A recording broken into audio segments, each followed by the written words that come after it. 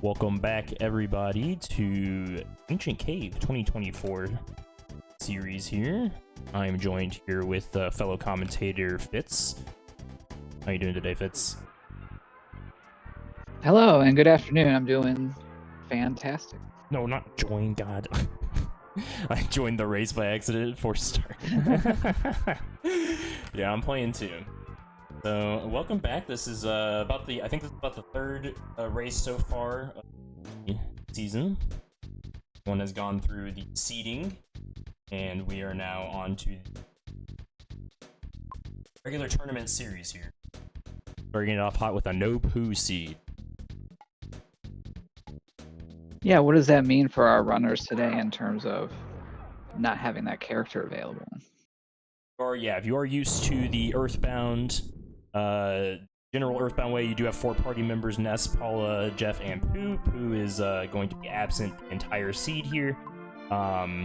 With an asterisk, there is actually a secret way, perhaps maybe we'll see it, you can get Pooh on a no Pooh seed. For those uninitiated, but we'll see if that actually comes up. If not, we'll explain it later. But it is a bit of a challenge having only 3 kids. There's a lot that you lose from having, especially Pooh is a kind of an offensive powerhouse, as well as having a lot of psychic points and access to a lot of psychic point abilities. It's kind of disadvantage to not have them in your party. We'll have to see how the runners combat that. Yeah, I did notice that there was a skip pretty much right away off of the sewer here. Looking for a hamburger. Good to find. That's right, yeah, Monkey Cave skips. So pretty much an Ancient Cave goal is to get to 9 to fight Gygus. Floors start at 1 through 9, and you can get there shortly. Skips. Anytime you have to move an NPC, just like the ones in Monkey Cave. Basically any other cutscenes, kind of like packs or all kind of skip.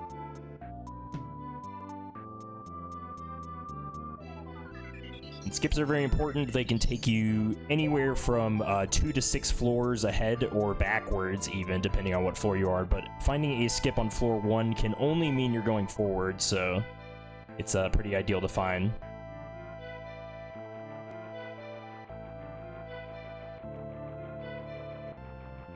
Yeah, I never love these sewer maps because it's just so slow to walk through. Absolutely, yeah.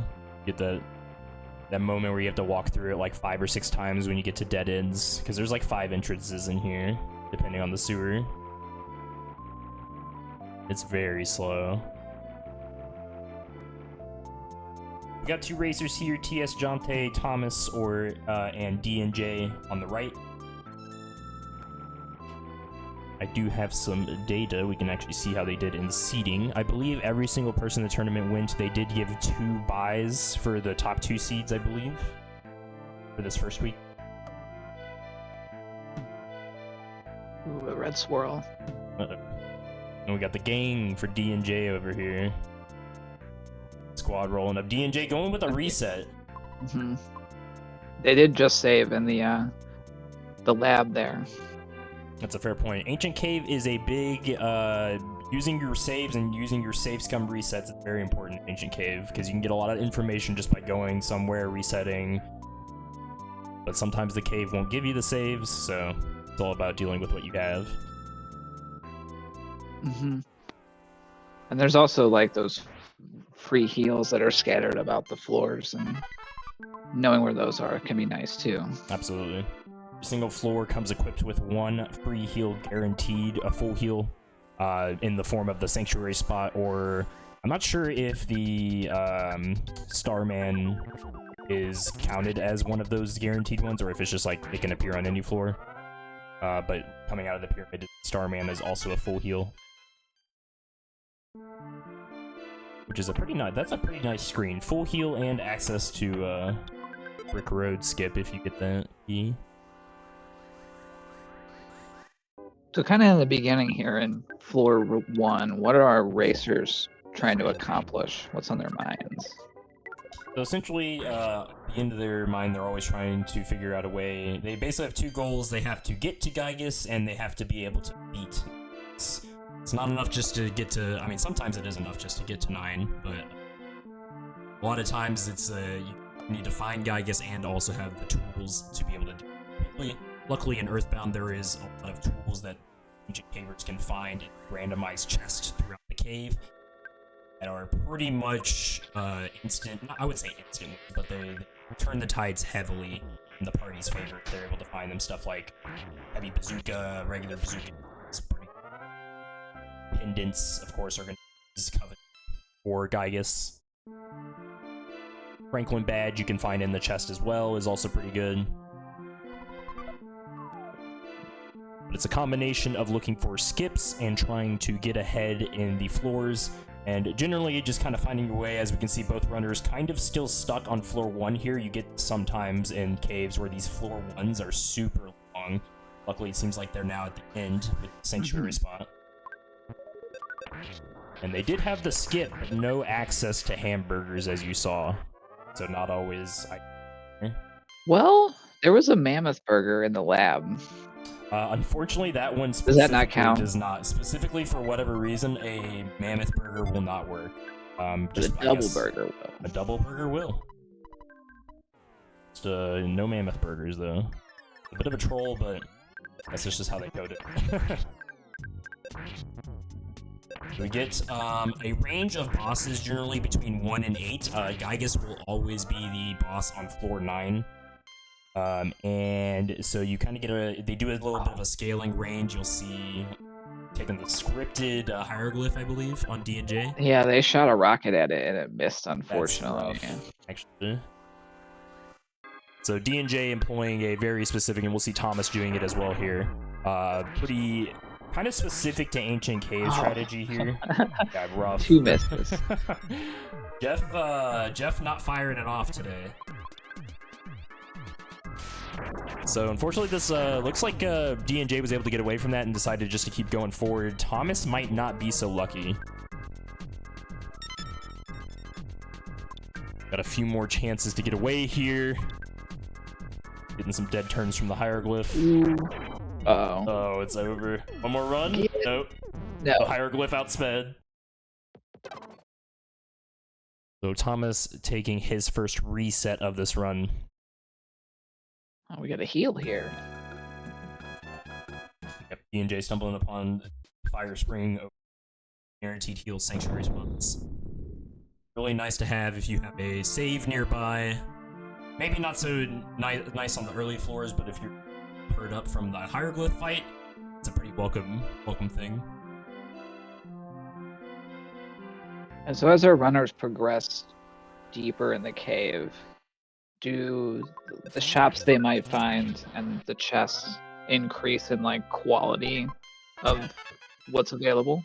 Chest, so the chest will range from 1 to 8. That's why a lot of, depending on the flag set, of course, a lot of early strategies will just be try to get to a high floor as quick as possible, utilizing skips, because you can kind of, depending on the floor, if it's not completely like overrun with enemies, and then there's some places you can just get chests that enemies, so on and so forth, and kind of luck yourself into a really high level item. Maybe find a heavy bazooka in a box.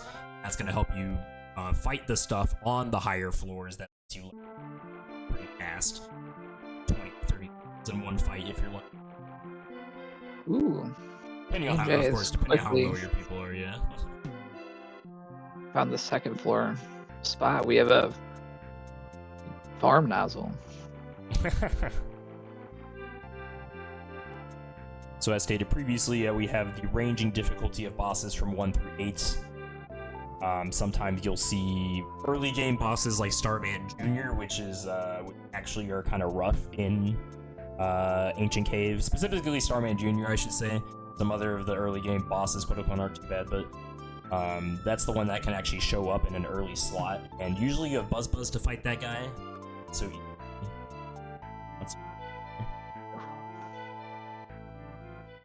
but this gas pump actually giving D&J a little bit of trouble.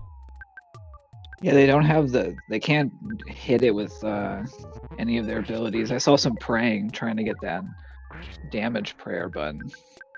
Yeah, they might be out of psychic points, and as we said previously, Pooh is actually pretty good, especially in the early game when you don't have a lot of resources because you're only like level 1. Pooh having just any amount of psychic points and being able to get free pretty substantial. Is a big resource gain. So yeah, that's back to floor 1, I think. I believe. Bit of a walk yes. to get back to where I they have were. these. Oops, that was the wrong way. So Thomas, I believe, is still going on. Oh no, wait, Thomas died too, but I don't remember where he got back to so far. So we'll keep him at the question mark. That's why we have this. Fighting Protos. You can't escape. Oh, he's on 1. Okay. Can't escape him in Vanilla. Can't escape him in Ancient Cave. Ooh, unlucky there. Looming Hall floor being a little populated for both runners here.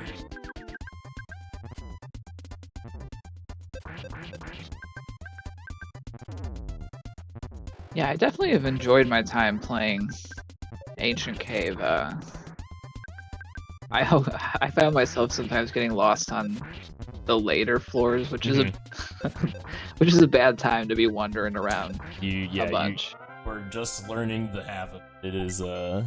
It is something even the veteran AC runners will tell you it happens all the time. There's just those floor 9s or floor 8s that are literal mazes in Ancient Cave.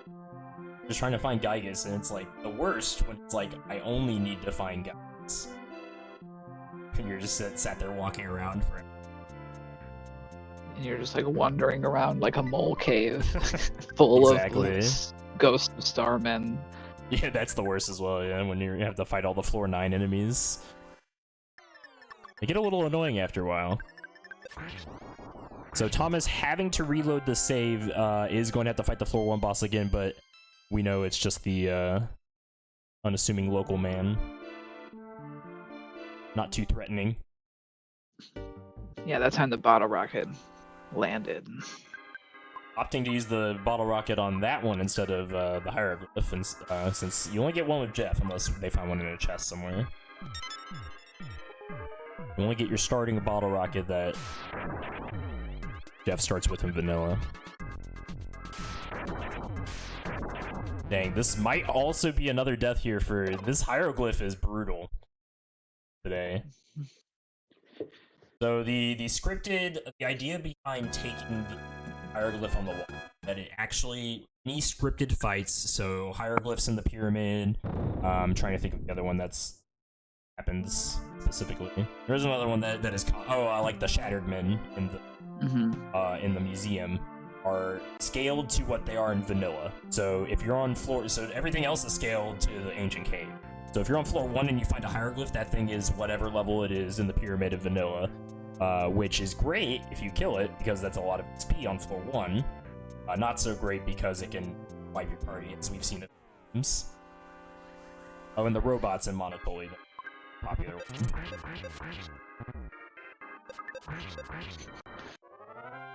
I just really appreciate the variety of sprites in Ancient Cave of like the ATMs being like just laying down the person. Yeah, my favorite is always when you go to Milky Well, or I think it's a Rainy Circle that has like random things falling from the air. Sprites for that can get changed.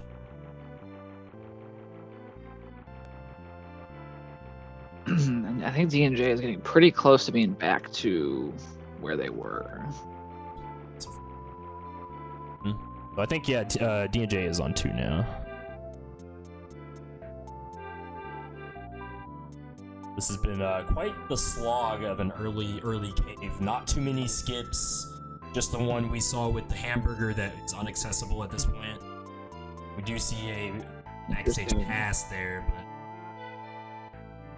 I kind of thought that we might see a little desert wonder here. Always a good thing to try and get some loot. Nice. The issue to find is it all depends on what your goal is, because if you're finding yourself stuck on a certain floor, you kind of need to troll around for presents. But if you can force your way up in floors and try to find a better present, sometimes you'll not get lucky on the higher floors anyway. Find garbage presents, but it's always worth the gamble usually. Ooh, nice screen sword. Yeah, they found a zip gun, which is pretty good for Jeff at this point. That will help, yeah.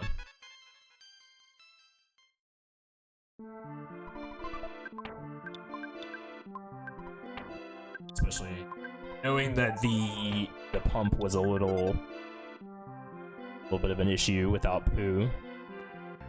Also, D&J, I'm assuming, wanting to make sure they...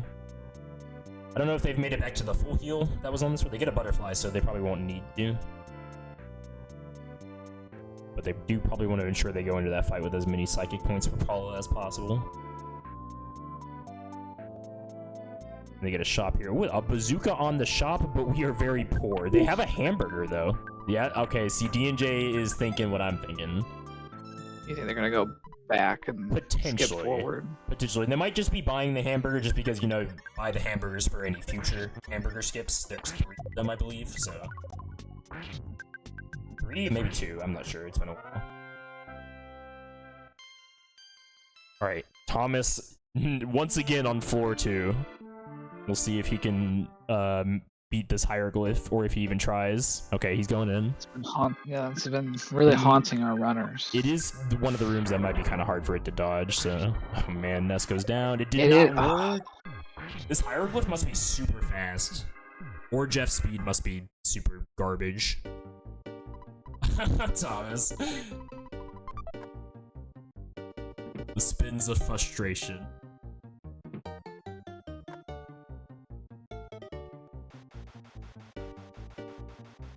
Well, actually, D&J getting a little bit slapped around by this slug and mouse over. This has not been a nice cave to him. Protracting the angles, measuring them. I mean, potentially, if they go back to floor 1, they can try the hamburger skip. They're on floor 1, so I mean, they have hamburgers now. It might just be what is needed to break through the scene.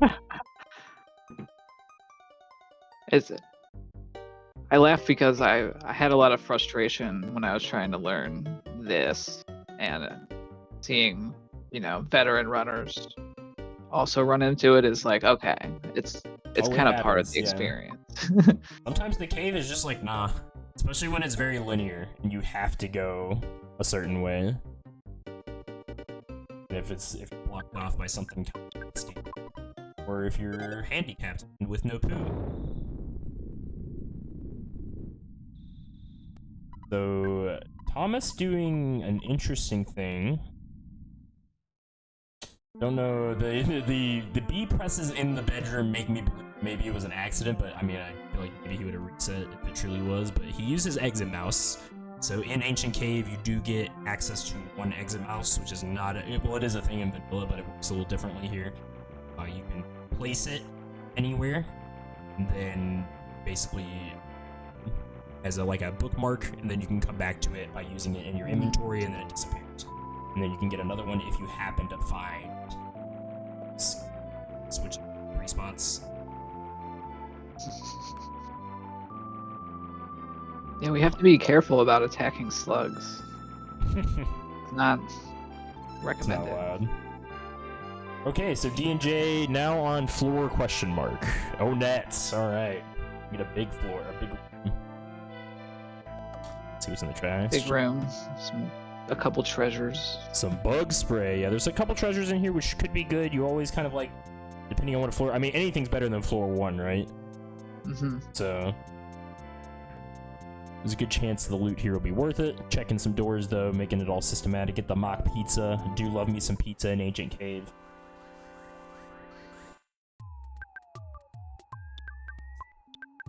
So that lets us order pizza at phones, right? Absolutely. So, which is kind of a sleep. I don't even want to know if it's a sleeper strat, but some people will do a large pizza on turn 1 of Gygus because it kind of helps mitigate the first rocket that goes out before Paula puts up the shield. Usually Pooh does it, but now we don't have. Nice, we get a save. I always find in the towns, I didn't know what houses I could actually go into, because not all of them. That's just an experience thing, honestly. I mean, I still knock on. I haven't played Cave in a while, but I still knock on.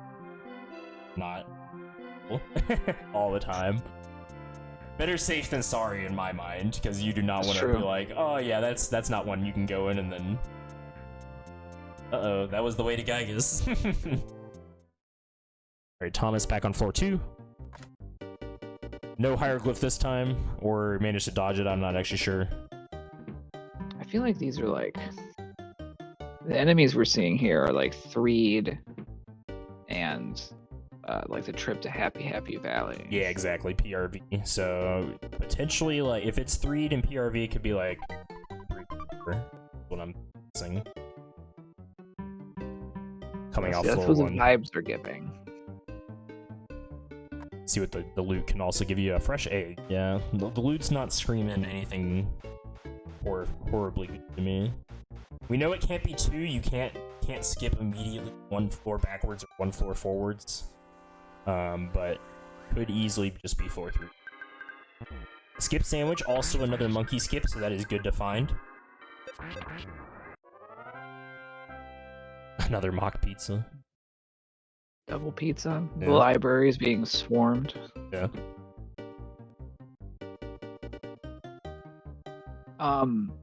Are like NPC items, like let's say we get into the tree house in Ancient Cave and there's a kid. Does that give something tiered based on where we are, or is it? It is no. It will always be the scripted item. Okay. So there are some places. So I'm not sure if that because some places are cut out of Ancient Cave. So when he developed, he did. But like you can't go to darkness in Ancient Cave. Thank goodness. So that might be one of them. I actually don't know. I think the treehouse is still. So yeah, I think you do get a Mr. Baseball cap. The important one that is important there is if you find Paula in the shack, you can get a Franklin badge, which is very nice. So far, that's a lot of dead ends. That's true. Not what you want to see, especially when you have to walk around and avoid all these guys.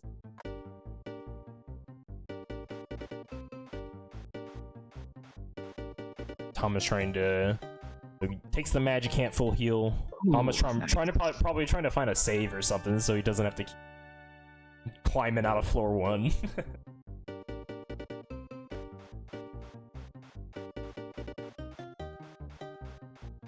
Protein drink, also a monkey skip.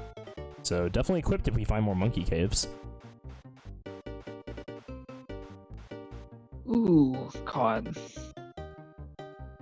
We have to have fast reaction times in Ancient Cave. Absolutely.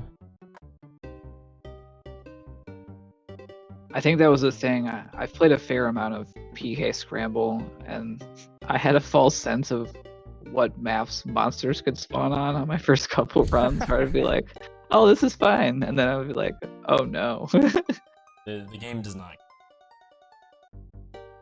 Ooh, a Mr. Baseball bat. That's nice. A little bit. Ness. Kind of just need anything we can get at this point. Yeah, I think they at least have a weapon for Jeff and Ness now. Coin of defense. So shops are randomized. I believe it's only like certain like they still keep with like a theme of like what the shop is. So if like food shop, food. And only at least I believe. But you're basically looking for. It is important to check vendors on flag sets that have them. So you're pretty much looking for anyone that sells bombs, super bombs, and that is a Gygas win condition right there. Just all your with bombs. So if we see one of those like black market vendors, we want to check them out for sure. You can, and but sometimes they can also not have bombs. So. But pretty much, I mean, I feel like anyone can have them. I just feel like, I want to say anecdotally, see them bake stuff, but it could just be completely. Oh, here we go. B&J finding a question mark for Sanctuary, Mr. Baseball. So we're getting loot from like floor 3. That's what I was thinking. Because the loot just seems like garbo for it to being. Oh, a tree robot, though. That's kind of spooky, actually. This could be, without a bottle rocket, this could be bad. And we get a joiner. The thunder was nice.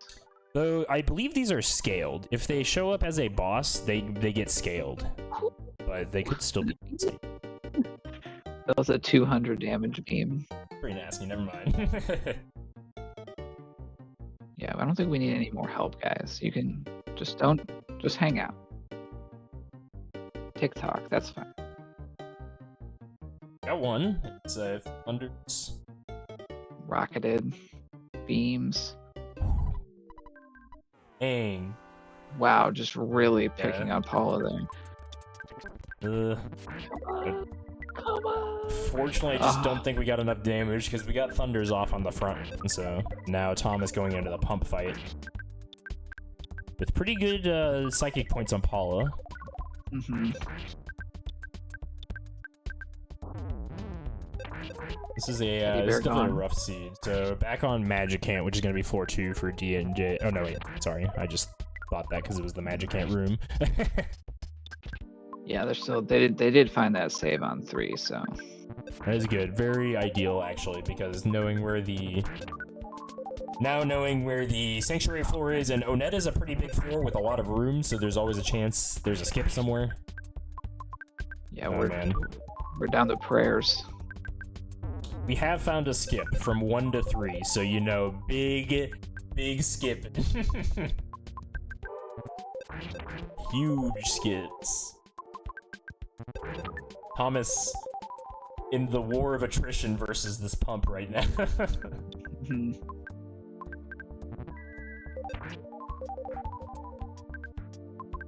They definitely they got the PP prayer early, so that was helpful.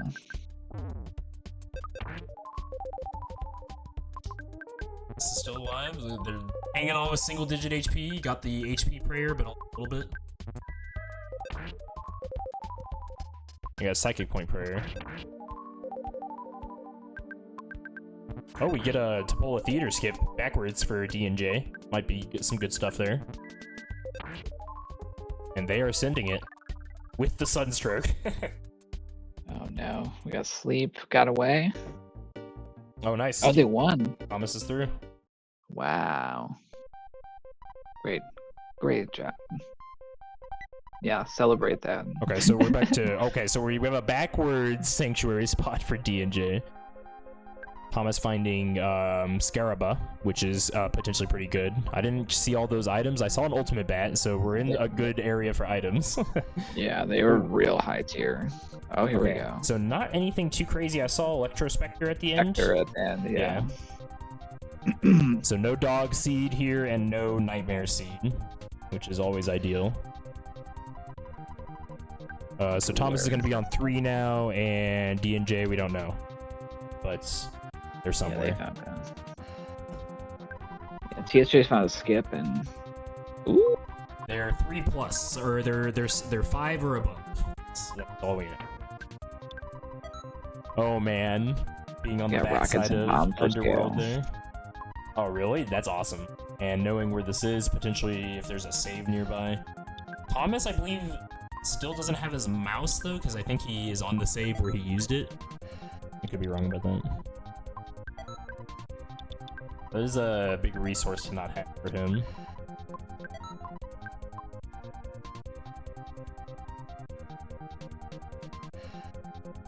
D&J kind of running down the Sunstroke, finds a hospital. Oh, there's a save there.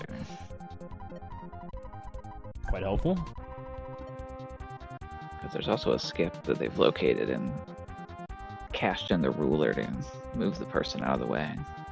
Very nice. And they were able to... Well, they start... And a free heal. Wow, this is...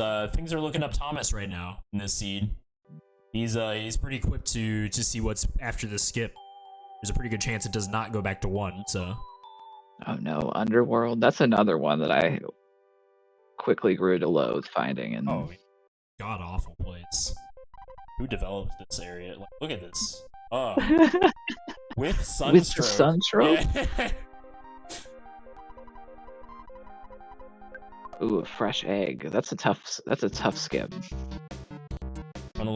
there is I believe DNJ did get a fresh egg, but indeed a tough skip because if it hatches, it is no longer a fresh egg. All right, we got these mutant weevils. Clucking weevils. Or yeah, that's clucking.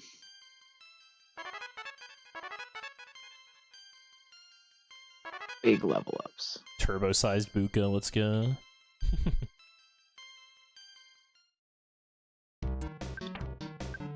Oh yeah, the one that's up there. That is a gigantic Buka. Alright, we do get a save for DNJ. That will help them be able to push this barrier a bit. It does kind of suck that it's Underworld, but this could be something. Goddess band. Yeah, that's nice. Either for money or just for the nice defensive stats to help you get forward a bit here. Oh, that mouse was not happy. Monkey robots. Bubble monkeys. I love the sprites they use for that when they're just like moonwalking everywhere. Pebble Possum in chat asking, why is it the Goddess bands appear so early? I don't know if this is early. This could be floor 7. Yeah, I mean, potentially. We are on question mark on TSJ's side. So because they were on 3, so it could literally be 8. Although we've seen rats from, and then I forget what those guys are from. Those roaches. Yeah, dollar value would like check out to me because it is a pretty low cash value item. Oh, you've seen them on 2 or 3? That is impressive. But then it might be what I'm saying, yeah. And I wonder if like Saturn coins are similar. Dang, I missed a rabbit's foot. That's quite nice. Rabbit's foot, very useful for the aspect of raising your speed incredibly high, just like we use in Spat. DNJ is super poisoned, and no heal B. Honest is not a good spot either, but managed to get out of that one. But DNJ going into this kind of rough froppy fight here as well.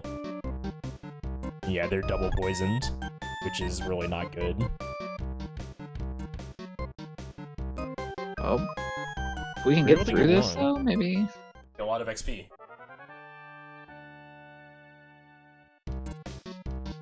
And we don't need Jeff anyways.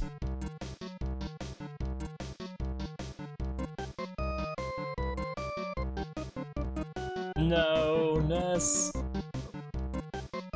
Oh, okay, nice.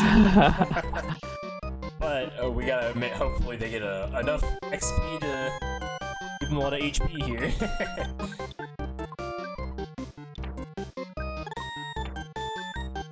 At least they got enough for life ups, so, you know.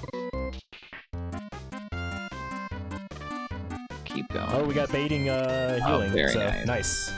That worked out very well for DNJ. Back in the game. And yes, the rabbit's foot as well, very nice. Increases your speed by a very, very generous amount, letting you run away from a good majority, or at least have a better chance, I should say, you know, Earthbound be Earthbound. Wait, yeah, did they drop it? Oh, no! No! The Earthbound Classic! No, the glitchless special, dude! Oh, my... They did save. They did save in Underworld, so you know, hey, yeah. Okay, not the most doomed thing in the world.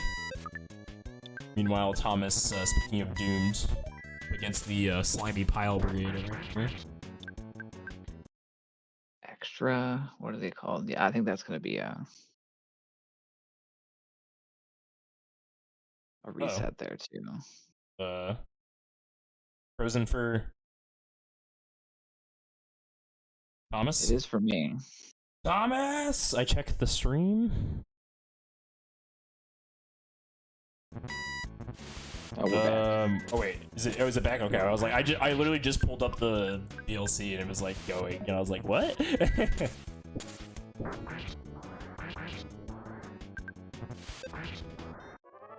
Oh, they got through. Very nice. We're gonna go get that rabbit's foot. This is a Lardna special we're seeing in the seed right now. Okay, so unfortunately D&J did lose those level ups, but kept the foot, so some may say that's a better trade-off.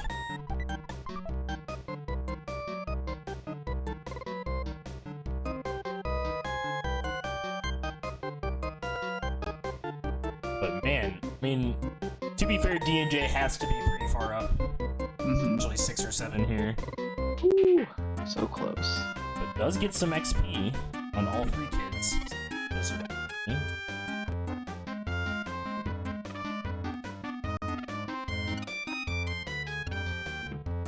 Got some very angry. Yep. It's kind of the point in the cave where it's like, okay, especially if I'm Thomas, it's like 35 minutes in, I'm still in 4-3. I kind of just need anything that breaks through at this point. Gets me like a big skip or something. At least you can rest in the solace knowing generally your enemy probably is suffering the similar fate. Yeah? Yeah, there would be some comfort in that. Thomas taking another reset. I believe he did save in Brick Road though. Yeah. Or Brick Road, sorry. I mean, it is the same guy, but Dungeon Man.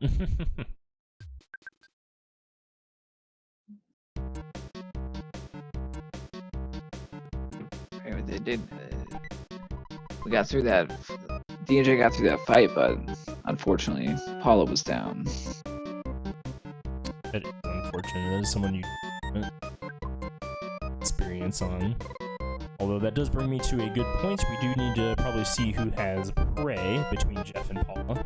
2 people who can randomize between an ancient cave and swap all of the abilities that the kids generally have except for Nix. So prey could be on Jeff. Although I think it's on Paula because I think it is on Paula. We've seen Paula praying. It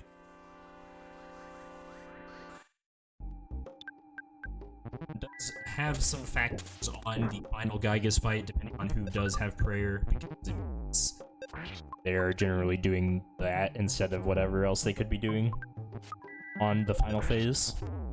So if it's someone like Pooh, which obviously not going to happen in this seed, it could be kind of rough because he's sometimes a healer, a dedicated healer on that phase.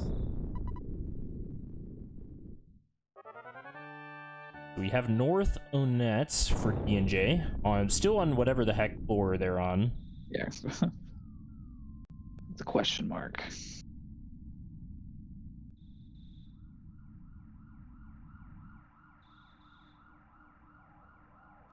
It's a juke move. Successful. Gave him the old slip. Was this a vanilla mom's house, like Onett's house, or? I think it's French vanilla. I think it was Porky's house. Yeah. Got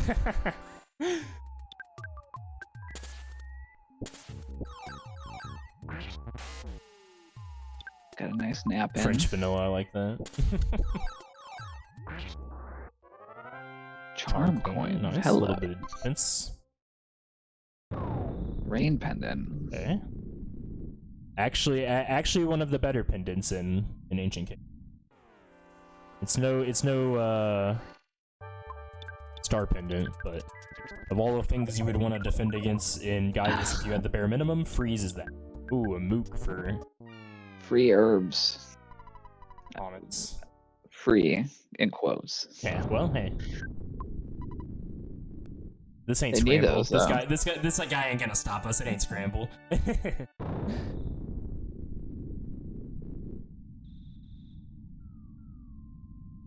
This is quite nice. Another good thing to have for Gygas, of course, is just you definitely want some way to revive people, whether it be healing Omega or herbs. I mean, herbs are kind of rough because they're like a 75% chance rate or whatever.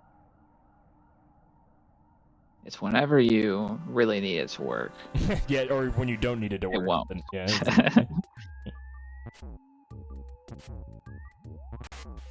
here's a situation where these scripted enemies is actually not helpful for the XP thing, but if you find this brick road screen that DNJ is in on a high, also, real quick, that is a nasty counter.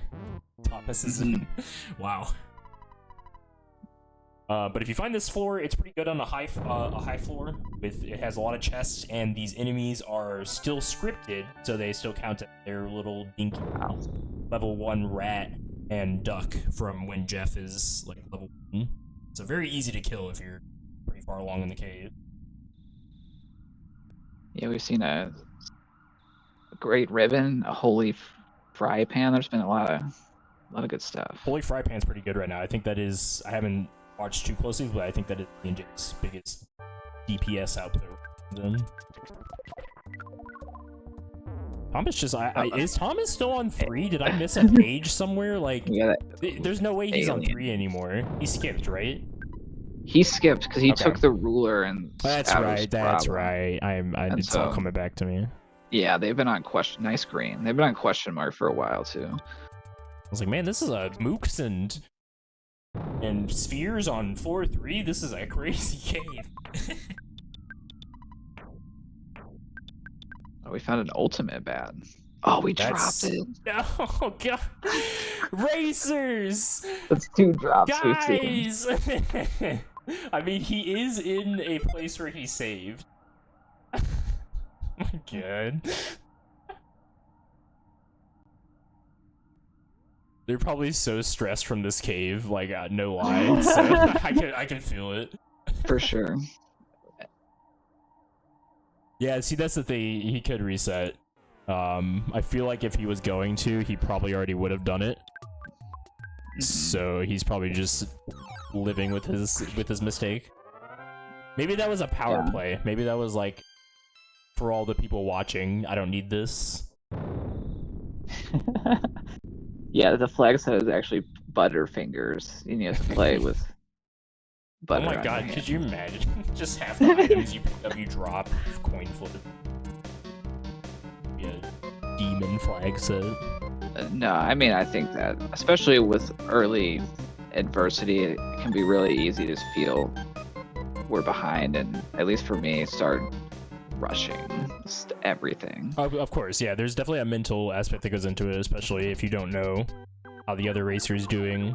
You can only assume if you're 40 minutes in and you haven't... I mean, every seed is different, of course, but we can safely say here both these runners are kind of getting wrecked. Ah, poor Jahamas, jeez. Yeah, some coffee got out of control. I think we've seen every single enemy show up and decimate our runners at least once.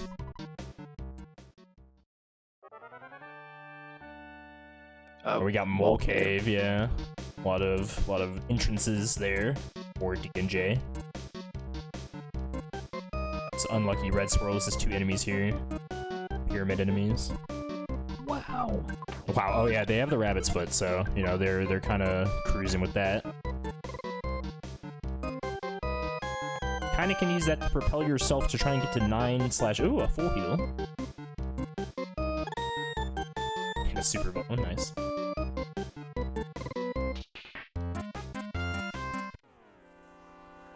Yeah, unfortunately, TSJ kind of got pinched in. There's that ant. You never truly escape him. The mines, yeah. Children are indeed yearning for the mines.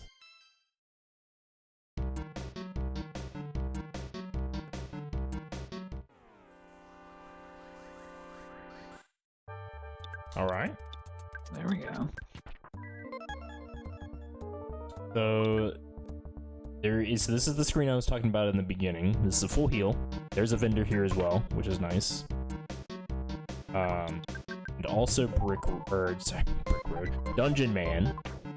So you get the key from this guy, and you can take Dungeon Man. But Dungeon Man is a very specific skip. There's only like one. This is like one of 2 very specific skips in this game that does not adhere to the. So actually, we know this floor. So DNJ actually just went backwards, and so basically I'll explain from the beginning. All the skips go from 2 to 6 floors away, either up or down. Brick Road / Dungeon Man specifically does not. It can go anywhere, depending on. It just goes to wherever the inside Dungeon Man floor is, wherever it is on the map. It can be on 9, it can be on 1. It'll just take you there. That's why it's not a regular skip. So there, luckily, D&J had a save.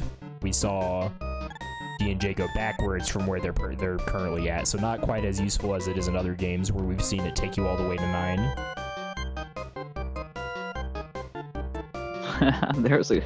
That gator was hiding in a bush. That was quite silly. Oh no. The fire hydrants. Okay, those aren't doing that much damage. Thomas kind of in a point where, yeah, that is true. I think Thomas has some defense now on Ness. Yeah, I think one of those bands is on them, which is good. Yeah, it's somewhere around 5 or 6, I would say. It would it's bare minimum 5. They both skipped off 3, and I'm assuming D&J and Thomas are on different floors, so they both. And I'm assuming D&J's higher. Yeah, exactly. We saw an auto Star Master, but no poo. Yep. So yeah, so that is a bit of a troll by Earthbound to give that. The auto Star Master does give Pooh the PK Star Storm where he is. Normally you only get that from Star Master and from beating Master Belch. Oh wait, yeah, I forgot. You don't actually get Pooh. Oh yeah, you can if you find Belch as a boss. That's what I was thinking. There is a secret way to get Pooh on this. I don't think it'll happen in this seed because we've already seen the boss list.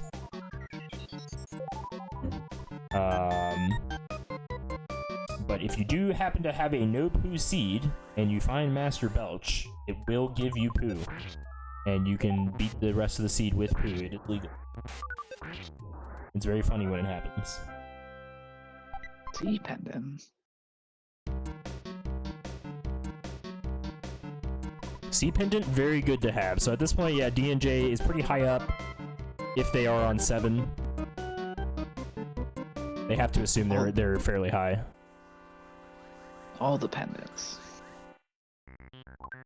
Definitely going to be looking for. I mean, any chest on these high floors is going to potentially be good, but they're definitely searching for their, I guess, win condition items. This is a nice floor to have as well. D&J not employing it too much, but you can definitely kind of like warp around Mole Cave a bit to make it bigger by using the here. But if you already have your mice set up somewhere else,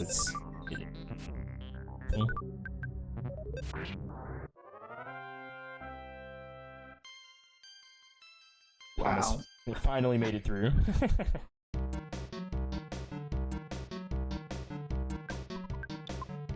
Another skip, but doesn't have the item for it. I didn't actually see the text went by too fast. I think it was a pencil. Oh, that was the pencil? Okay, yeah, gotcha. That is King Banana, which they have. However, we know this goes backwards. But this is literally the... Yeah. 3, I'm pretty sure. I think Thomas knows that too. No, he didn't use the hammer. Thomas would not. They got a shiny spot, but they only have 1 living party member. D&J taking some of these scripted moles around the cave. Also just good jizz, probably because they want to check the items. But can't turn down free experience, right? Maybe not so free, but good experience. Okay, so that one went back to Onan. Which we did know, but Thomas doesn't. Thomas probably does not. He went backwards here. Oh, he has the pencil eraser. Yeah. This could be good. I actually don't know if we've seen this area yet. This could be something. Is that Mole Cave? Well, they get a heal here. It's a hotel heal, though, isn't it? Oh. So it's only gonna heal Ness. Which is fine.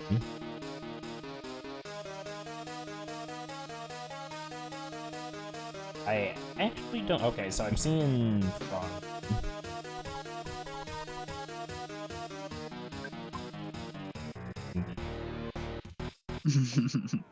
Progressing text too fast. Uh-oh. D&J? D&J? I checked the D&J stream. Okay, we're back. Just a little... Oops, sorry, that's on me. Sorry, guys. If that came through. Alright. I don't have my stream remote on. I think TSJ's heading back for... No, this was the other hamburger skip. This is floor 1. Thomas floor 1 or Tom? Oh yeah, Thomas is on floor 1. Yes. As they spin around, yeah. Thomas not having a good cave, I think. Wow, that's some frappies right there. So D&J fighting the squad right now. This could be a fat amount of XP if they can make it through. But we know these guys can be kind of lethal. But a heal. So that's nice. They have a bit of a walk to get back to where they were, but floor 5. Thank you, Falcon. I imagine they would probably head back for that shiny spot that they passed up a few skips ago. That's true. I forgot. Yeah, D&J did find that one. Or are you talking about Thomas, the one that was in? Oh, Thomas, yeah. Yeah, the top of Rainy Circle or whatever that was. Yeah. Cave, yeah. We do have D&J's actually right here too for whatever floor they're on, so depending on if D&J decides to progress through here, this is a little bit step, so...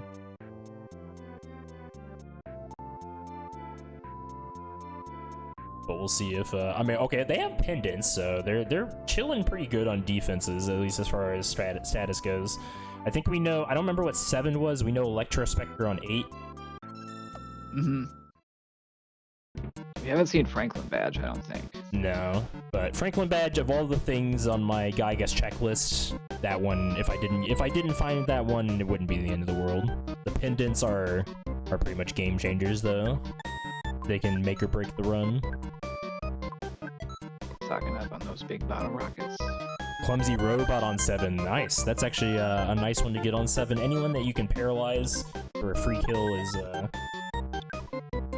pretty nice.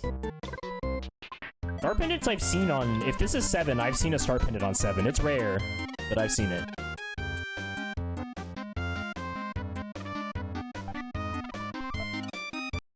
We got a lot of bombs as well for a lot of herbs, a lot of bombs. D&J's pretty equipped right now. Also, sorry for the ad on Thomas. That's 8 for D&J. Oh, it's 8. Wow, we were all fooled. D&J absolutely cruising on these guys. So, unfortunately, that's going to be less than ideal. Spectre might, and we might see D&J dip into the bombs as much as we want to keep them for Gygus.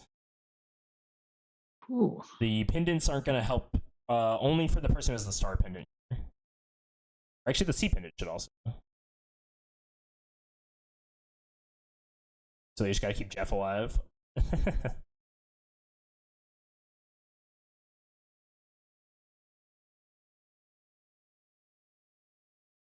Yeah, D&J's pendants are gonna be the key. Hopefully, if they can get through Electrospectre, they're in a pretty good spot to Gygus, maybe with some extra.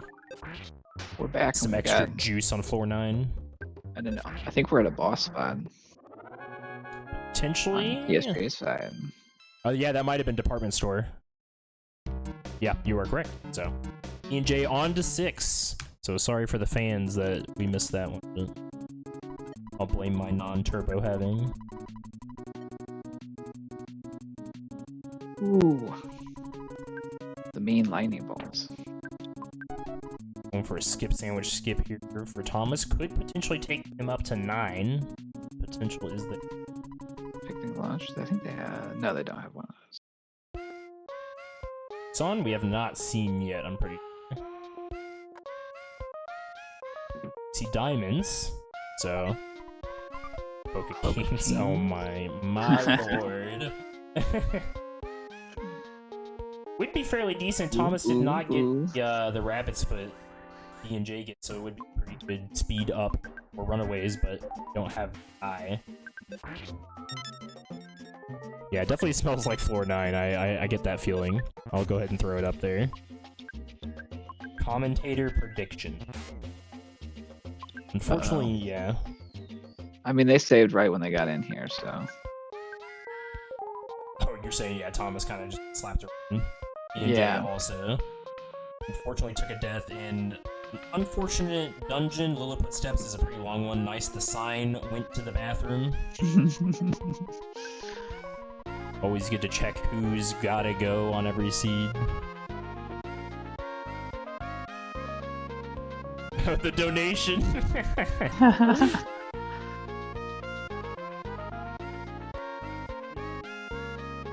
Center Valley.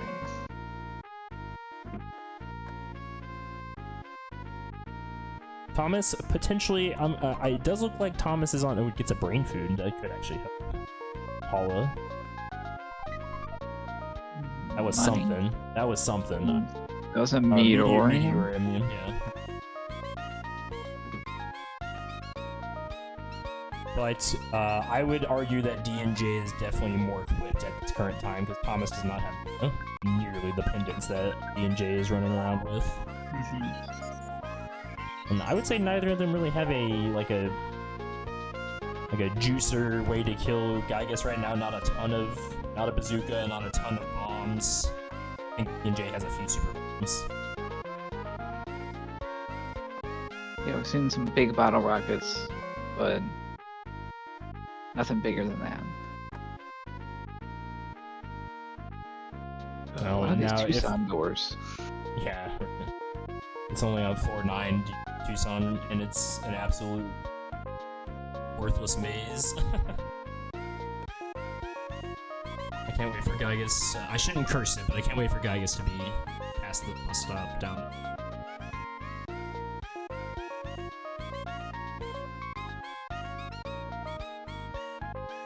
Thomas probably trying to. Luckily, he found a save on 9, but trying to also find the floor 9 full heal. Chance it could be off of these Tucson.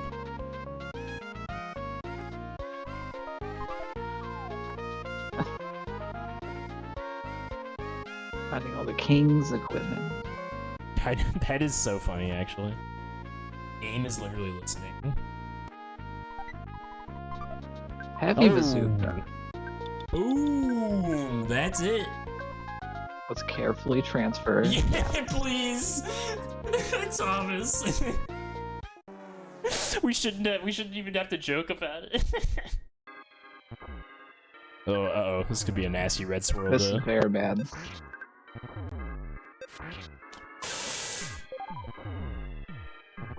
Oh, trying for the life up. Oh, he gets it. Oh man, but it just killed him. He needed to wait for his health to get back up.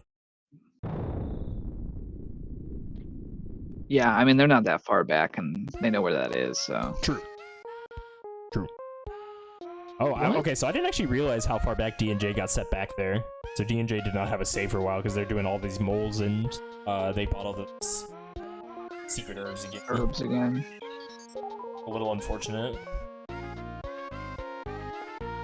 Like, yeah, the cave sometimes doesn't give us saves or heals for a long time, especially when skipping around. For sure. Yeah, that's when the anxiety comes up. Is when I'm on 9. I've skipped. It's been a while since I've seen a phone. Oh yeah, these are bad. Yeah, and Thomas running around without the luxury of the rabbit's foot. A little Racer more of Kings. We have found. Oh my god. No, we need the sword. We need the sword still. We gotta Exodia poo before we. We're just gonna build him out of nothing. We don't need him. We'll just have the weapons floating in midair.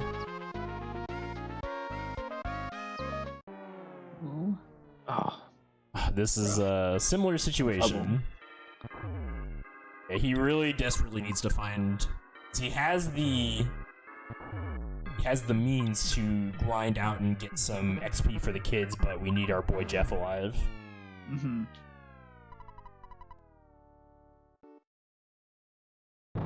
trying to find either. I don't know if he even has money. I haven't seen him hit an ATM. I see DNJ has a decent amount. But either trying to find a hospital or the full heal.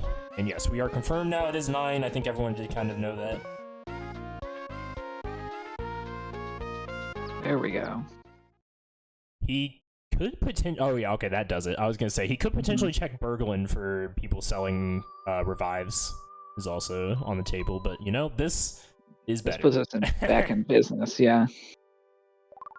Go get that bazooka. That probably makes grinding up levels and some cash, and then we can hit up. Berglund Park might have pendants, yeah. So actually, can they sell pendants? I think they can. They can sell like.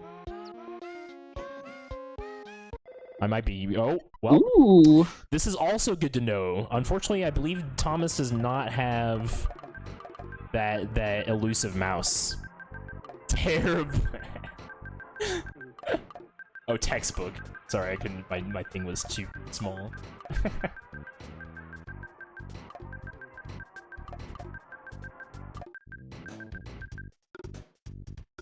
Thomas, no, he's deleting. What are you doing, Thomas?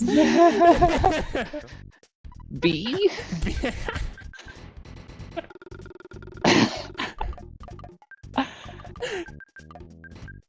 He's sending a message right now. I think, Thomas, blink twice if you need help. Is the seed hurting you? I'm...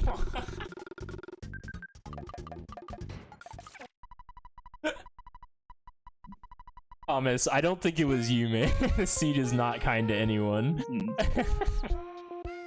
That is a very interesting way in the Earthbound randomizers to communicate with the audience, right? I love it. I'm definitely here for it. I haven't seen someone use it like 3 times like that. I think it also illustrates that just like a lot of times in randos, we really have no idea if we're like ahead of our opponent or not. Oh, absolutely, yeah. If you're fighting Gygas at an hour, you have to assume my opponent could be fighting Gygas right now. But that's why you keep going. It's not over until the dot done. It's type. I saw DNJ use the mouse right before they took this fight, so. Smart. DNJ definitely trying getting the shield killer out here. Trying to make this a little easier. Take down the shield early, but not working. This is definitely an extremely rough fight without a Franklin badge.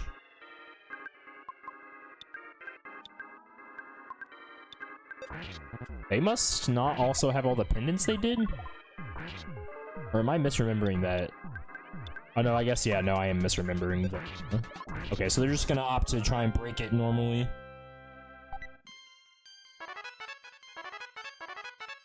It looks like Thomas is getting some levels finally. Mm-hmm.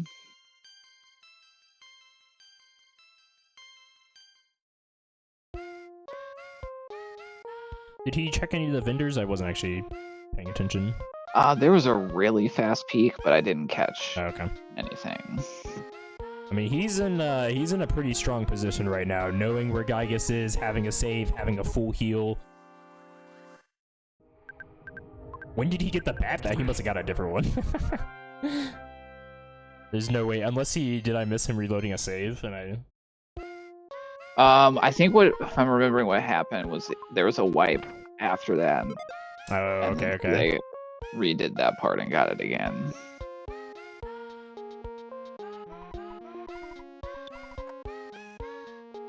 Okay, so DNJ is through the Psychic Shield. You just gotta get the DPS down. Paula goes down, but Paula's out of Psychic points anyways. This guy can have thousands of HP, so it's gonna be really rough unless you have some sort of throughput.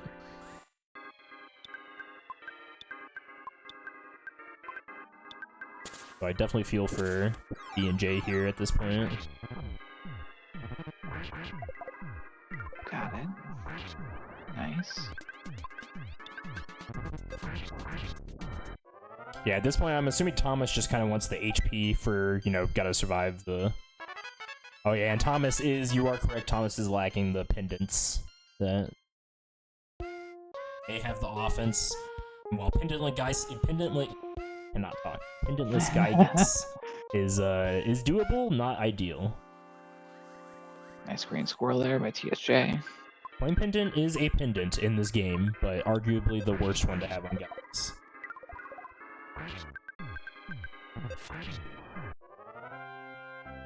Is the Gygas fight in Ancient Cave like straight up vanilla, or are there any like shufflings that can happen? The shufflings that can happen are on resistances and stuff, and I'm assuming his HP can also get shuffled. But someone can correct me on that. But yeah, the resistances are the big one that the Ancient Cave runners want to know about. And you can figure that out by spying with Jeff. So it might be something you see them do on both Porky and... okay, so HP does move.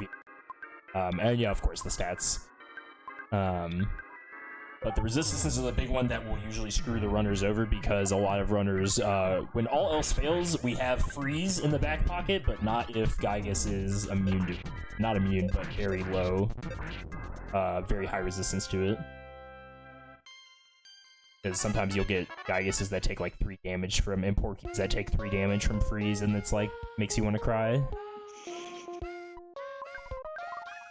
Oh, found a doctor. That is quite significant. Although Thomas did know where the full heal is, but it's nice to have something on both sides of the screen. Houston's a big map. Definitely. The other resistance that can be kind of awful to have randomized is Porky's Paralyze resistance, because the fight can go much easier if you're able to get the Paralyze off Porky. I believe in Vanilla it's a 50%, but obviously in Ancient Cave it can go all the way down to like 1%.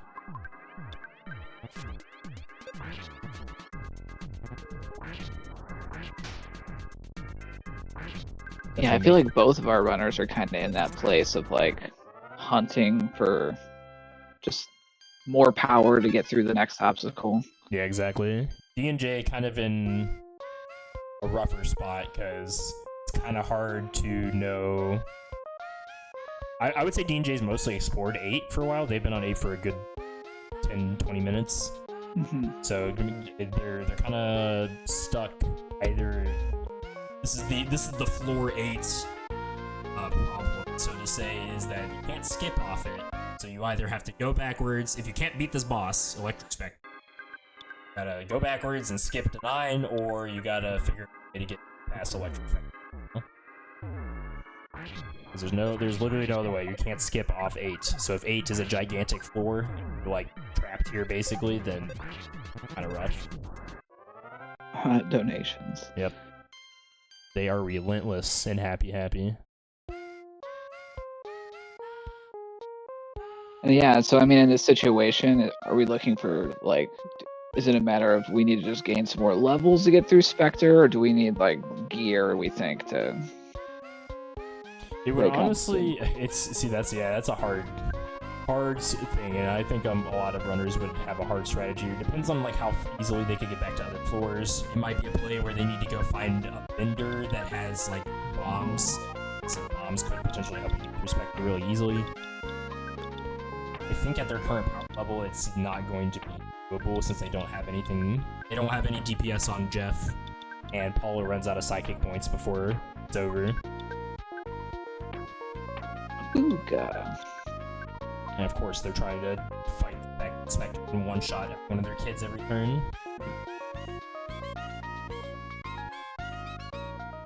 Yeah, I did notice they put their mouse down right before the fight, and so even if they go backwards to like look for a vendor, at least they can quickly get back to the spot once they find what they need. Some point in very smart play by D&J to do that as well. Leaves the options open, so you don't have to go back to Spectre, but, you know, if all else fails, you're gonna have to.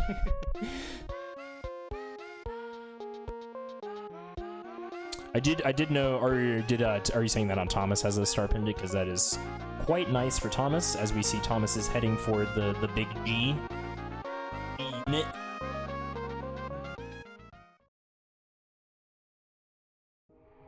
Oh, so yeah, sorry if there's a bad track. I can't hear the ancient cave, so if I need to switch it to D&J if there's like a bad... Unless you're saying it's actually heavenly. Well, then good.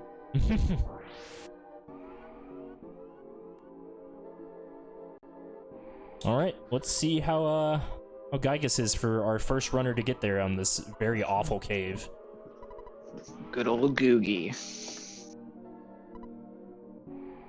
So it seems like D&J is going the route of going to try and get some levels to burst through Spectre here. Oh god, this Gygas background. Wow. We've got Shadow Everdread Yeah, he's on some sort of wild acid trip. No, you're good, you're good. I just want to make sure people aren't getting by some, like... thing.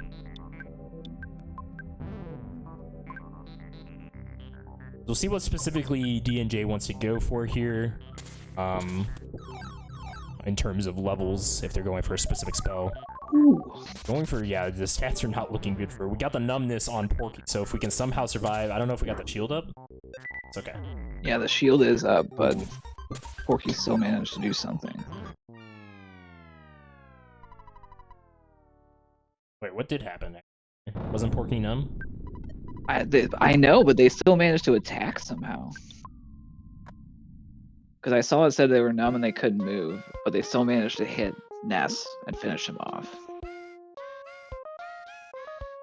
That's what I thought. I think there was a reflect or something, because I was like, I feel like...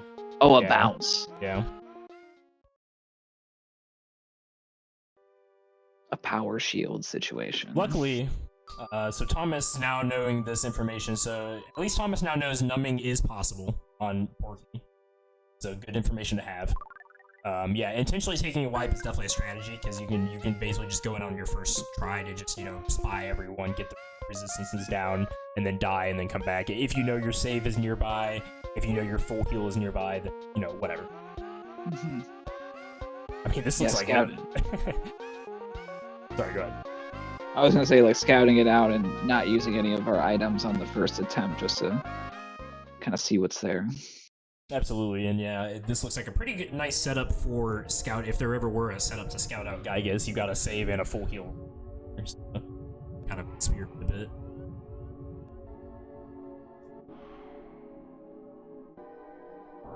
At least D&J does have a full, so it makes the farming a little nicer. Mm-hmm. Seems like they're not getting too much return on investment at this point. They're not too crazy high-level enemies to do a lot of levels. Perhaps their ancient cave scaling is pretty bad. I can see Thomas's HP values and psychic point values aren't insanely good either, but I don't know how much he actually dedicated to farming.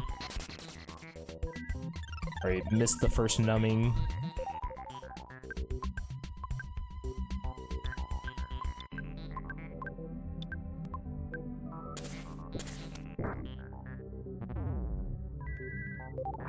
Apollo will get the heal here. Good person to get hit. Yeah.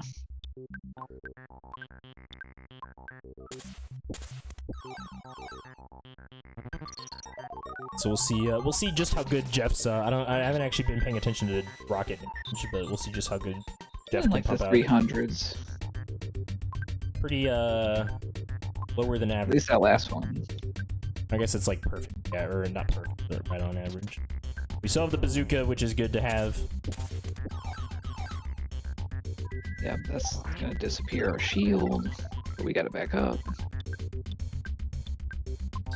Basically just employing the strat of keep Paulo alive, pray this guy never hits Jeff, basically. Porky. And trying Electrospectre with a few more levels in their pocket. Yeah, that paralysis just not landing. Yeah, it might be like a 20-ish something-ish chance, something around there where it worked once, but it's a low chance.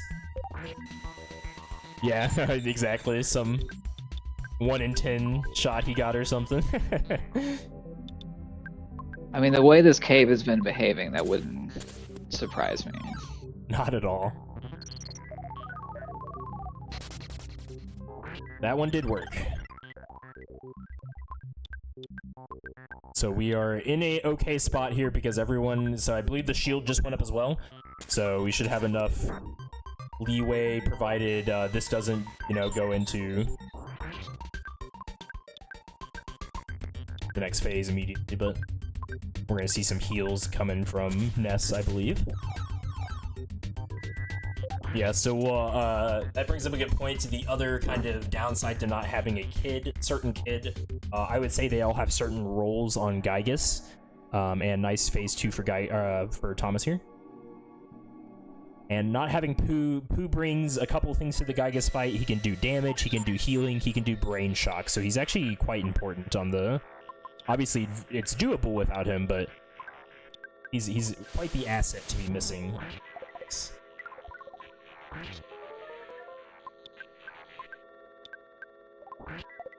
You have Paula down, and we do have it down. D&J beats Electrospectre, going to floor 9. The beast has been felled. Very nice. So now we do have both runners on 9.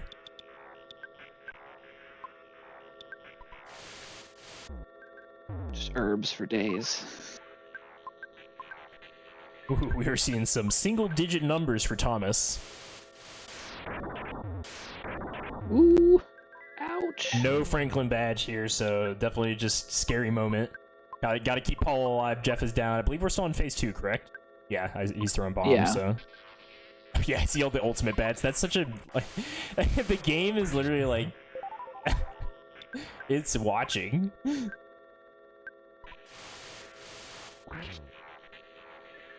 Okay. D&J finds a hotel and a phone in a nice spot, so kind of a nice little reprieve for D&J after all the electrospectoring. And yes, Thomas, phase 3. Yeah, D&J got to buy an ultimate bat. Everyone just an ultimate bet at this point. It's not even ultimate anymore. Phase 3, so yeah, we're praying. And we're keeping Paula alive. Yep, she should be good. I believe we did hear she has a star pendant, so she should be good on everything except for, you know, getting that young double hit from Thunder, but that's why we have Ness.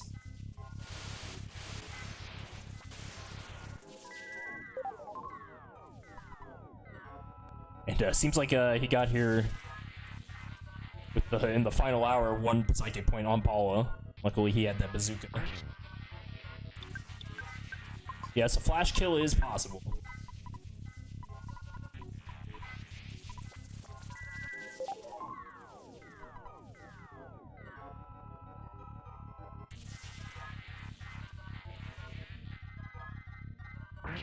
For Ness specifically, which would harm the...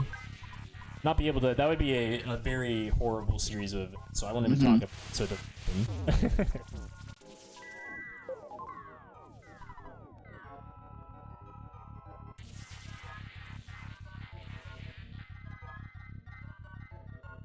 Uh-oh. Fortunately, yeah, Ness does go down, not from the flash, but the double lightning does hit Ness. Now we're just sending in. This is a real clenched moment. So Paula does take Mortal here, so that is going to be a reset. Thomas cannot win it. Googie, googie, googie. It's pretty classic Goog right there, just like, hey, you can resist everything but Thunder? Well, let me just go ahead and fire off Thunder every turn. Pretty sick stuff. But like we said before, if there was ever a spot to have to repeat Goog on a bunch of times, it's this one. With the save, with the full heal. No, we did use some resources there. Did you not he reset though, so yeah, that's true. That would be wild if he run that back without the without all that stuff.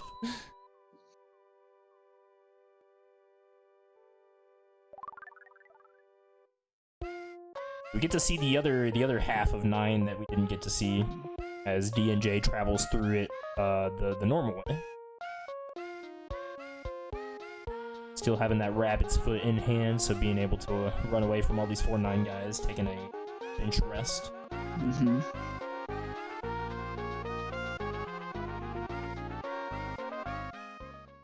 And round 3 for Thomas V. Geiges. Franklin badge. That's for D&J. Could be quite significant if D&J can catch up to Geiges here. D&J also probably still needs a little bit of... I think this is the 4 the bazooka's on, though. Correct me if I'm wrong. Yeah.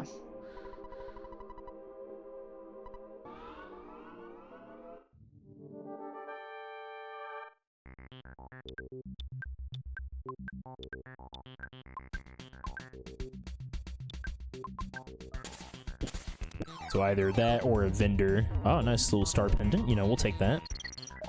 Can't go wrong with equipping all the fellows with a star pendant.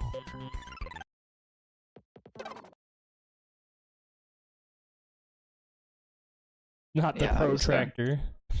That was a quick reset on that Googie fight. Oh, dang. Yeah, it I seems think like the that, shield didn't get off in time. Oh, if you get baited, yeah. Also, I don't know if... I'm assuming he has the HP to survive a beta turn 1. He might have just been getting lucky and getting alpha every single time. Watch too closely.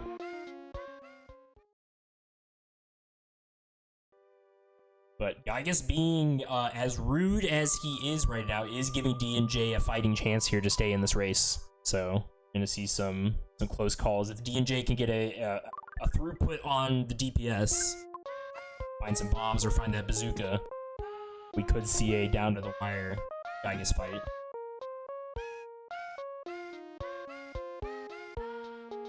We still haven't seen Tootsin, so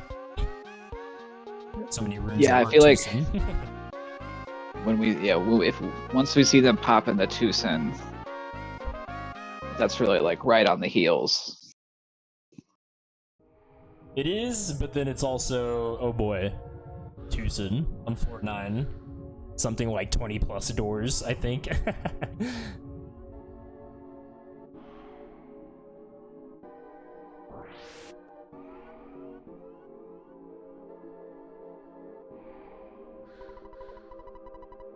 All right, Thomas. Round 4 or 5, I can't remember. 4? One of those.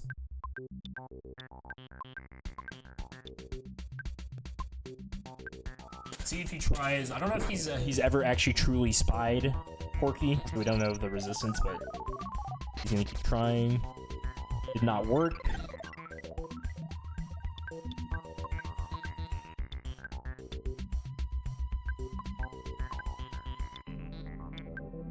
Not an ideal situation right now with Porky being able to attack. Does hit Ness. Ness will go down here.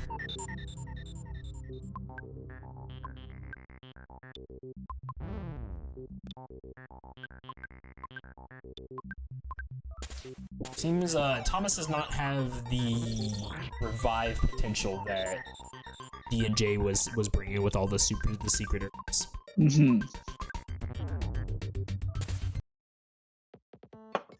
Takes another reset here. Kind of just looking for a situation where they did kind of get lucky with the first time of Porky hitting Paula and Paula getting healed in the same turn. I'm gonna go to the bathroom.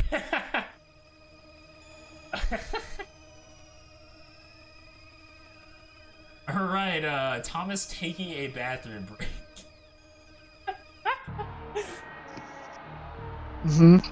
This sucks. Yeah, I feel that's a mood. I have a lot of respect for that, you know. Yeah. You don't know when this is going to end, so Exactly. You might as well give you some time to think. Because sometimes that's all it takes is stepping away for like 90 seconds and being like, okay, how am I going to do this? Everyone needs a break every now and again. D&J taking some time, nipping on the heels of Geiges right here. They were in the room right before Geiges, so they should find it right here. So now it'll be... They have not found the bazooka yet, so it'll be kind of This is gonna be Here interesting. we go. This is gonna be interesting at this point. This is now turned in interesting.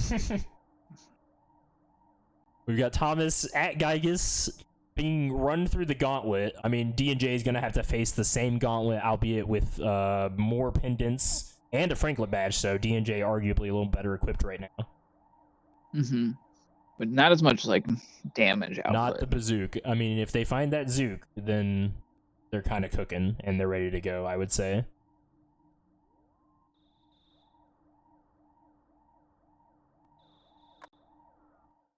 All right, they're back. I mean, sometimes that's just how Ancient Caves is.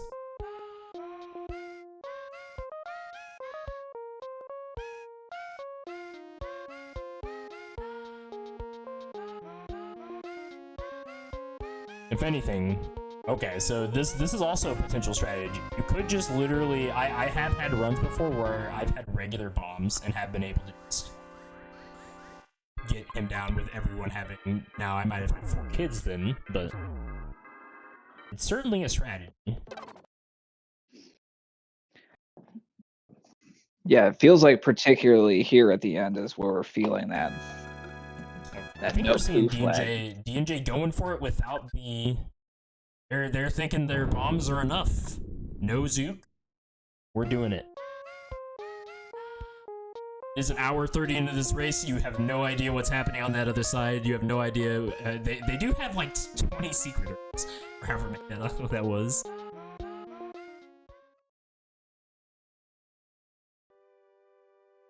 And so this is technically a lead swap here. D&J goes into their first Gygus attempt. I think Thomas has more grinding done though, because I'm pretty sure D&J did not touch a single thing when they got to floor 9. They just ran from everything. So yeah, those are some pretty grim HP numbers if you get hit by a beta. Mm-hmm. Oh, they don't even have. They don't have. Oh, Shield Sigma, no. Or is it Epsilon? All right. Actually? It's either way, it's not. It's not they don't there. have it. They don't have it. So this is not gonna go well.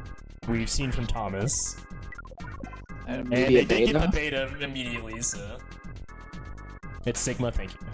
I know my Greek letters.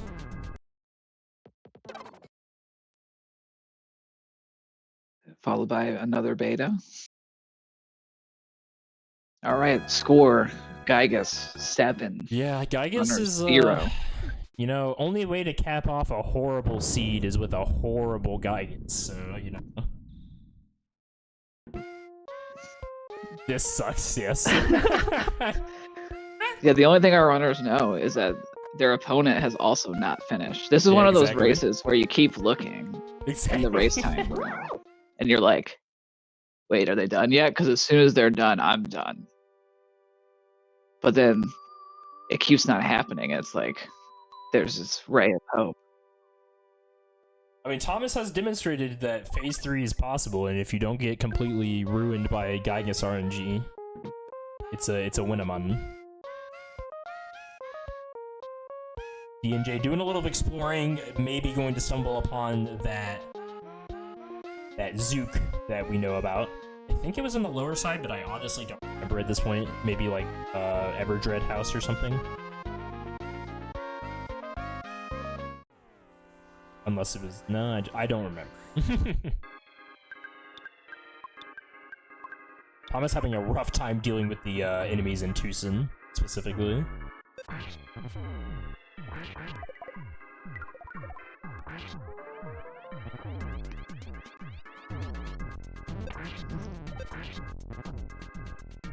Every time Thomas gets to that full heal, he gets caught by something that just brings him right the way back.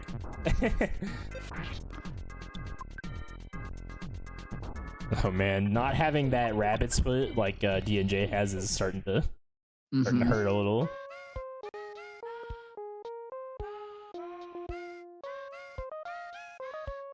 Wait, what is actually up there? Oh, is that where the save is? No. Is that where the... Oh, that might be where...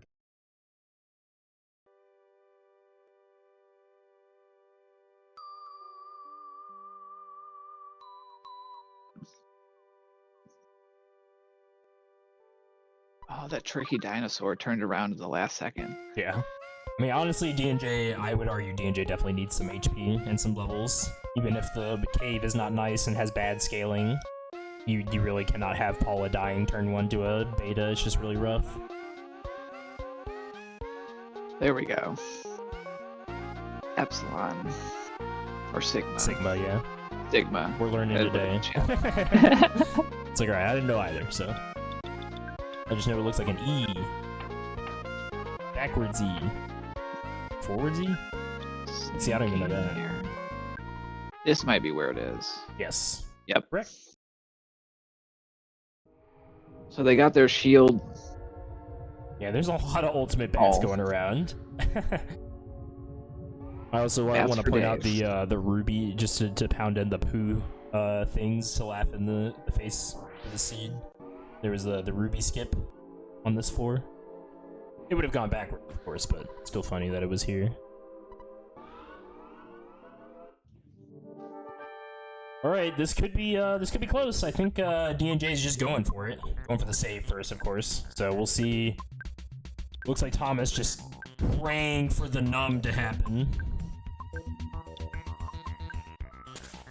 Did he just use a burger on Is Paula eating a burger? Was hungry. Yeah, he did. Paula's hungry. That's so funny. Okay, using the BBRs first. Oh, we did get the numbing on turn 1, so that's gonna help Thomas significantly here. Yeah. D&J hitting the... So D&J has saved, I believe, hitting the full heal before we go to Gaius. Thomas tries to break through phase 1 again. It's me, Tone. D&J got no time for memes, and honestly, don't blame them. This is a down-to-the-wire race at this point. With or without the bathroom break. I think it would have been close either way.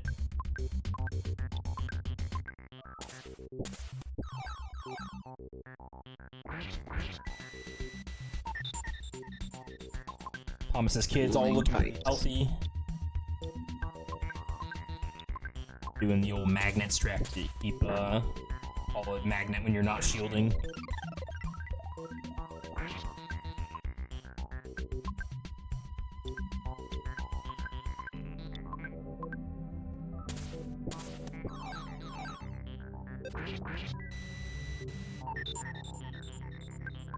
Here we go, going with the life up on Paula turn 1, not gonna gamble for paralysis.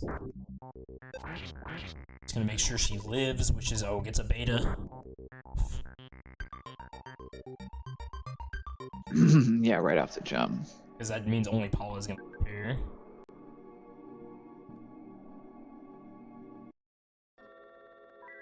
Oh, I think, wow. The 1 HP heal.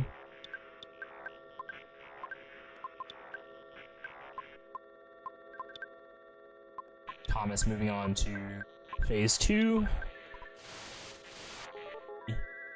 Oh man, numb. Oh wow. Oh no. Numb and strange. And I think Thomas does not have the secret herb supply that D&J does. Busting out the freezes, just gonna try and freeze and... Was that a 60% something vulnerability to freeze? 60 to 69, nice. 69% vulnerable. Looks like Paula goes down, but is about to get herbed. Maybe?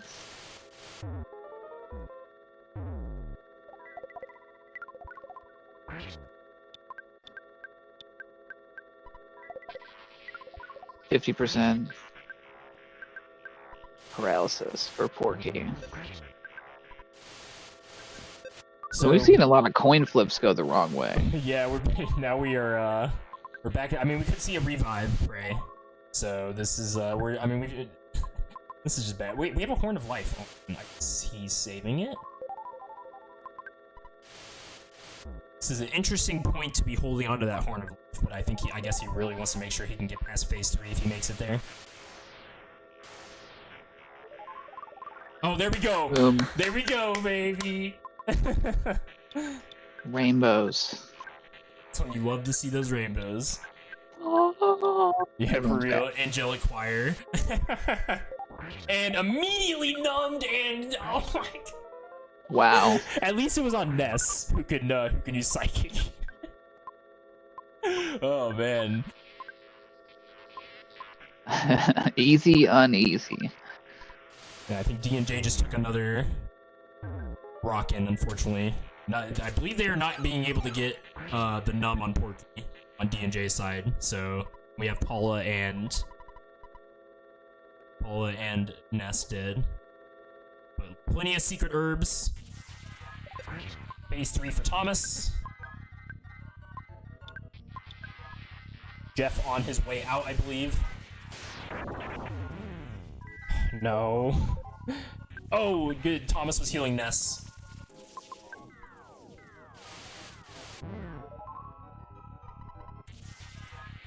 That couldn't have happened at a better time, but then just died to Flash, guys! Oh my god! Wow! Yeah, we're gonna see a reset from TNJ here. Maybe? Did he wait? No. I mean, like, you might as well keep going, right? I mean, wait, he still has a Horn of Life. That's right. Oh, I meant I keep getting my letters mixed. It's a J. It's Oh, D and sorry. J is taking the You're reset. right. You're right.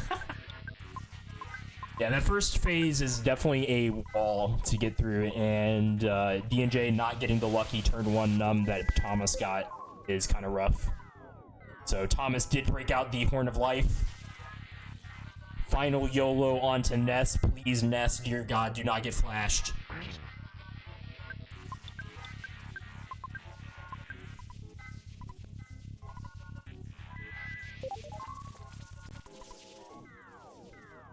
Praying the day away.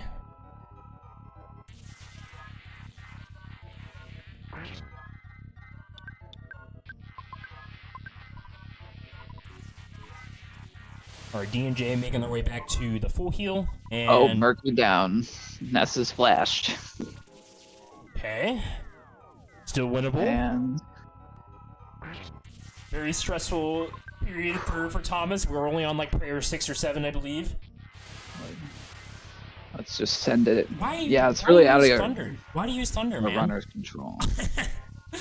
Use Flash. Use Freeze. Why are you gonna use Thunder?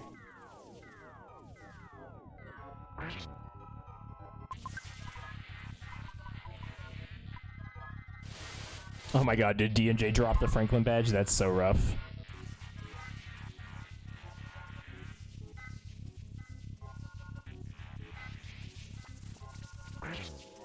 There's been a couple of dropped items in this run. Yeah, I mean, I think with all the walls and setbacks, it's just like stuff like that's gonna happen. Yeah. Definitely been brutal on both ends.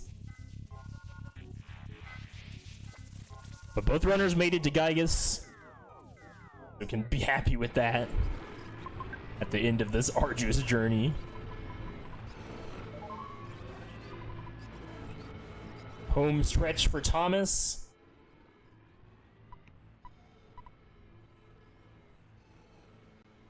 Oh no, the call was absorbed by the darkness. Come on, no whammy, no whammy, no whammy. Oh, no. Okay, it was just a freeze, but no, it did solidify. Stressful, stressful. Oh, thunder. Alright. Whew. Luckily, Gygas is blind today. At the end of it all, it is over. Congratulations, Thomas. Yeah, we're gonna need super GGs. Yeah, absolutely. For both runners, gonna absolute, give this like, four ridiculous grind. Tessies. What a cave. The games we choose to play, everybody. Absolute GG to both Thomas and D&J. Both had an absolute great run. Both did some pretty good jumps. D&J unfortunately just got kind of stuck a little bit on that floor 8 Electrospectre. Thomas was able to propel forward a bit. Most of Thomas's obstacles was Gygus. As we can see, D&J also running into that similar obstacle here. This sucked. Past tense. Past tense. Exactly. But congratulations to Thomas. I'm actually not sure of the tournament formats. I'm not sure if it's single or double elimination. I do see a loser's bracket, so it looks like it is double elimination. So Thomas will move forward to the winner's bracket, and D&J will take chances of it.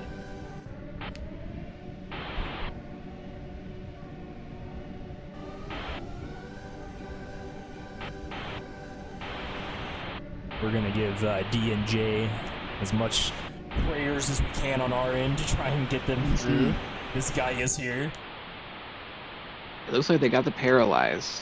That's good. That's good. Because honestly, this first phase is the worst. And we know D&J has lots and lots of revives. And way more pendants than Thomas did.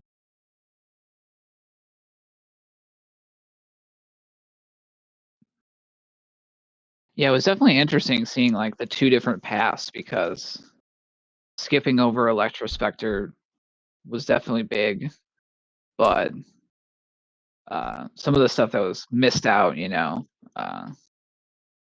It was big. that- No, I agree. I know what you're saying. The pendants that if D&J had been able to figure out a way past Electrospectre faster, like maybe with some more bombs or something, pendants would have been a deciding factor.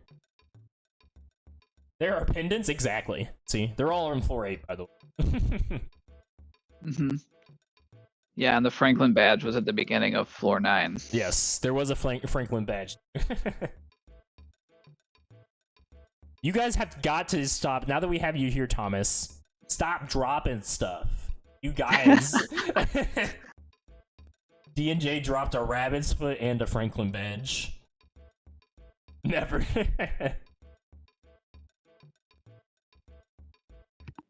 I mean, if you're not playing with slippery fingers, are you really playing You're right? really playing, yeah. It was very comedic, and I'm happy it happened.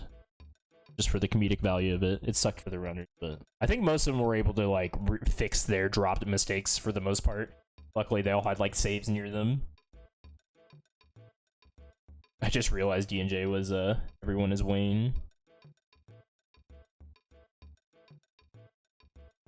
Phase 2 for D&J past the hurdle of that phase 1. Annoying guy that throws beta out every turn. And wow, we're just right onto phase 3, so take that time.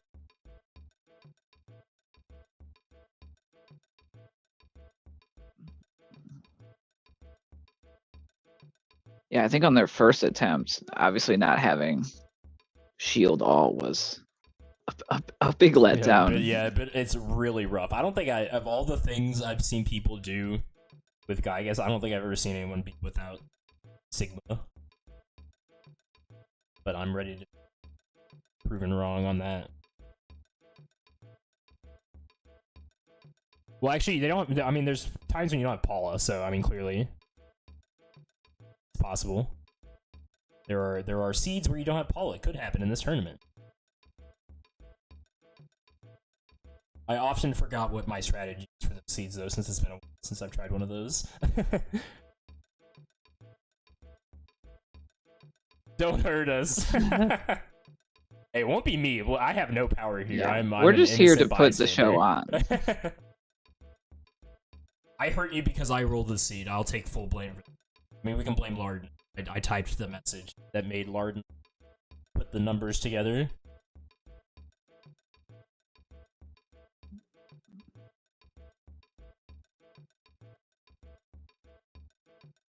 All right, looking pretty good. Have that nice Franklin badge and star pendant, pretty much the equipment to make your Paula immune to everything short of getting solidified.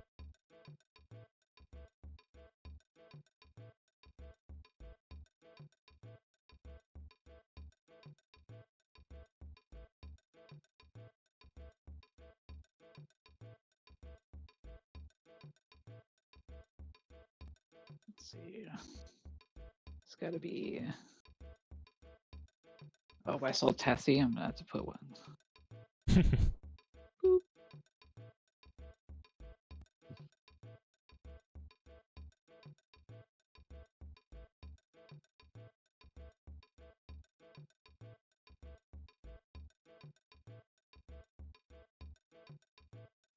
Okay.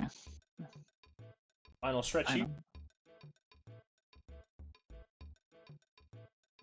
He said, once D and J got in there, they pretty much made easy work of Gygas. Once they were able to get past the hurdle of Porky and the low numbness or paralysis resistance. Sorry, high paralysis resistance. Yeah, I feel like the big takeaway from this race is we're never out of it until we see done in the race room. Yeah, that first half when both of them were on the first half of the cave for a long time, probably for about half the run, and then they finally both had their own individual breakthrough skips in different ways. Absolute GG to D and J. Congratulations on enduring this torture. I'm sorry.